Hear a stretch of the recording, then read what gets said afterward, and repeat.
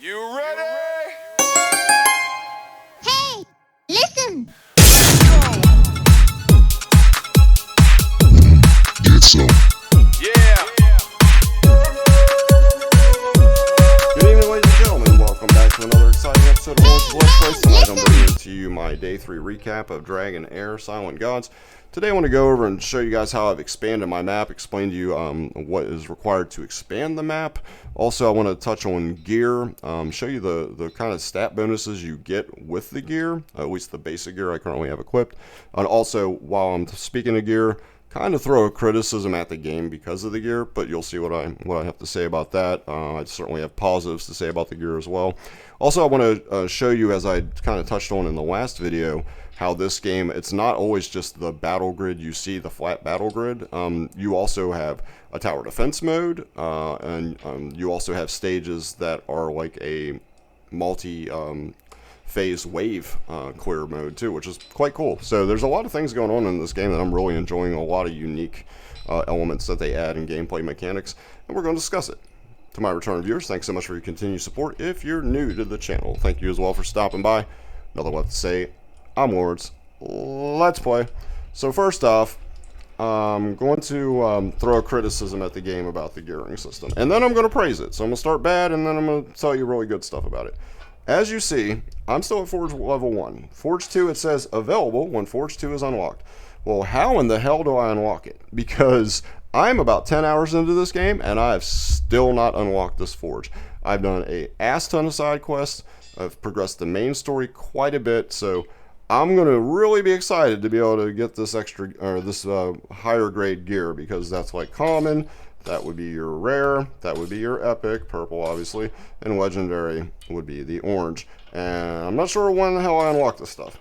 So that kind of sucks. I wish 10 hours in I had more options for gear. No biggie. Like every one of my heroes is equipped with the same gear. But here's something I want to say about the gear that I think is quite good. Really, really good, in fact. So if you go into my Notira's gear, who I think is just an absolute beast of a character in this game. I think she may be the best rare that they start you out with, and she was who I chose in the pre-registration event. Be sure to watch my video on Notira and just how good she is. I'm not going to go over her skills, but what I do want to do is go over the gear. If you look at her helmet, attack percentage, 5%. Let's look at her weapon. Attack percentage, 7%. Let's look at her chest armor. Defense, 14%. And let's look at her gloves. Defense, 40%, and attack percentage, 6%. This is on basic-ass gear. Only leveling it up to 8 enhancement levels. Keep in mind, what I really like is how big those stat bonuses are. These pieces of gear, as far as I know for common, there's no such thing as getting set bonuses with this gear.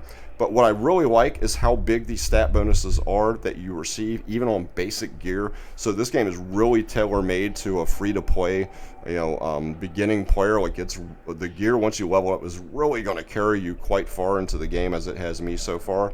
And I love the fact that there's no failure possibility. Like in a game like Raid Shadow Legends, there's no failure here. You just simply have to have enough gold, and you level up the gear. And leveling up the gear, quite inexpensive, again, at least for this beginning gear, until I have more gear unlocked, then I'll let you know what I think about that gear. Now let's go into the map.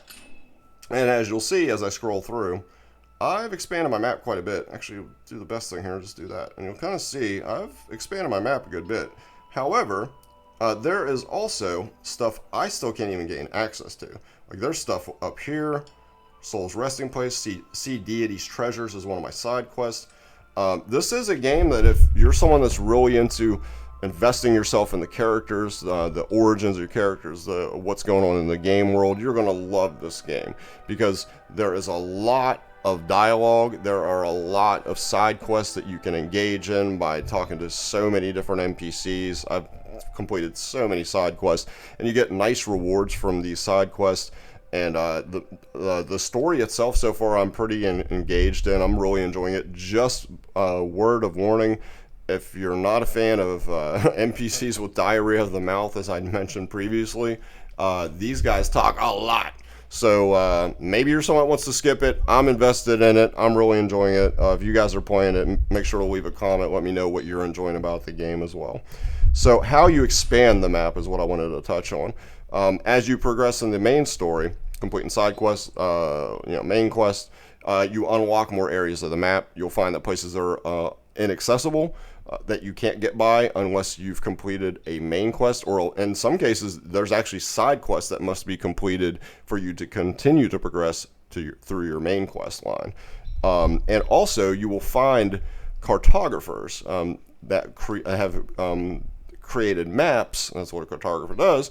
And they belong to a guild. I don't remember the name of the guild off the top of my head, but you can find them all throughout the game world, and you can buy maps from them. It's very inexpensive. Gold has not been an issue for me thus far in the time I've played the game. I hope that continues to be the trend.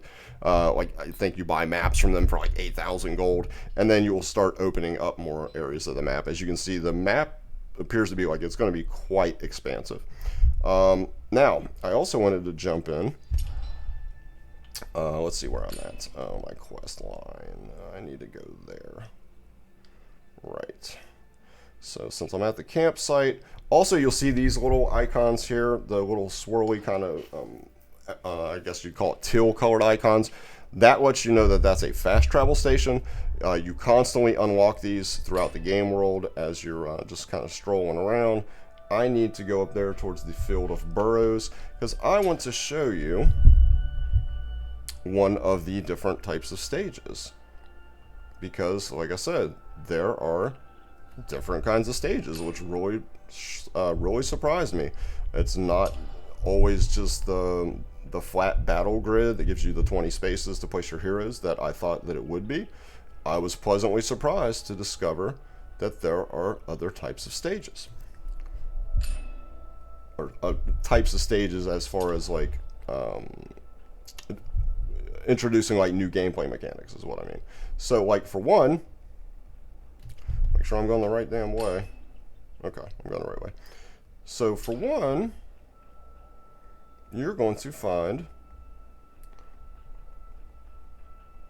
my character needs to move a little bit faster. You're going to find that. Kidding. Let's see. One of the different types of gameplay that you're going to run into, I should be coming to very soon, right up on this hill.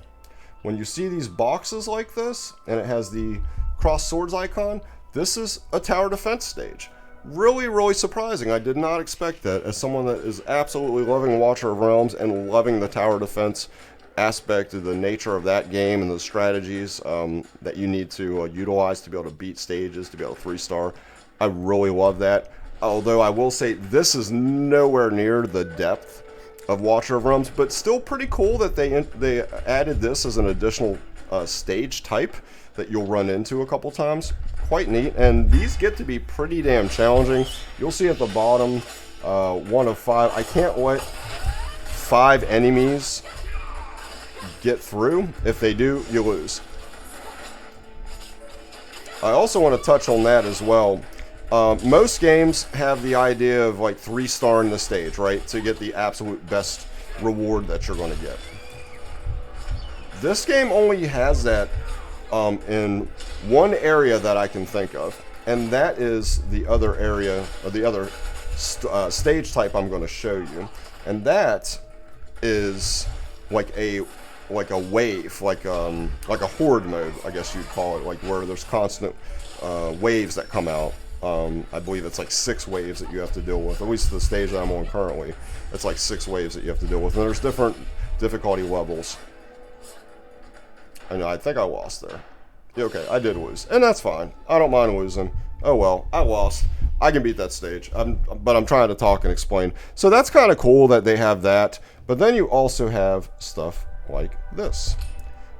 If you go in and you look for a icon on your map that looks like a potion. Where is my potion icon? Right. Okay, that's Frost Domain. These are very important, these colored stones, because once you get your heroes to level 30, it requires these crystals to take them past level 30. Right here.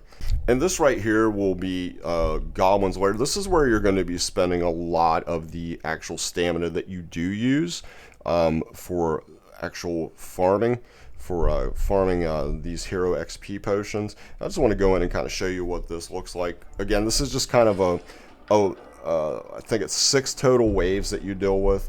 Now, because I have got the 3-star rating on this mode, this type of story, I'm sorry, this type of stage does require to get the best rewards to 3-star it, and also it's not stars in this game, it's like little circles. But once you get that, then you are able to auto raid. Be careful to not select challenge now if you choose to auto raid, because you'll see it's capped me out. It wants me to do 29 stages, and I don't want to do 29 stages because, you know, it's 10 bread every time I do it.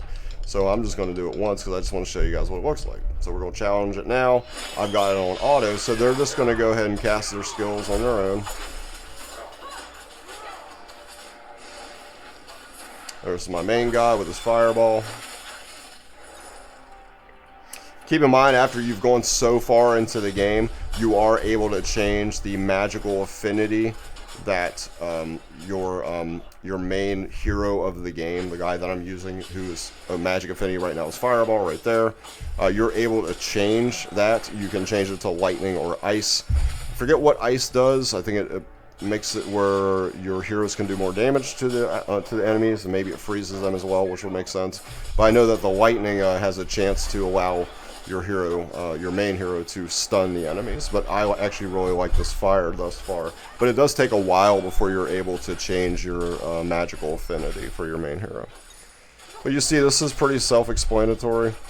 Just so many waves clear. I believe it's 6 waves of enemies you have to fight. And there we go, done. So that's another 3-star, or again in this game's idea of getting the perfect rating. It's like 3 dots or whatever. So that's like another type of gameplay. And like I said, it's very important to farm this, because you're going to need as much hero XP potion as you can get to keep leveling your heroes up. Although I will say that you'll find throughout the game's quite generous with providing you the hero XP potion from main story quest completion, or main story quests when you complete them, and also side quests as well. So that's pretty much my day 3 recap of Dragonheir Silent Gods. If you guys are playing this game as well, please do leave a comment. Let me know what you're thinking about it so far. I'm really enjoying this game. I'm quite invested in it. It's been a real blast to play. I'm also going to be bringing to you another video. I'm going to be doing a showcase on a rare hero that they give you for free, that you're able to add to your team comp early on. That is a really great carry for early game. I'm not sure how far he can take me, like when he might start falling off, but for now, so far, about 10 hours in, this guy's absolutely solid, and he's free. Absolutely free. Definitely going to help your account. I appreciate the hell out of each and every one of you guys. Thanks so much for stopping by. If you found the information in this video helpful, make sure that you do smash the like button. Also, subscribe to the channel if you haven't already, to help this channel to continue to grow. Nothing really left to say. I'm Lawrence. This has been Lawrence the Let's Plays, and I am out of here. Take care, everybody, and I'll see you real soon.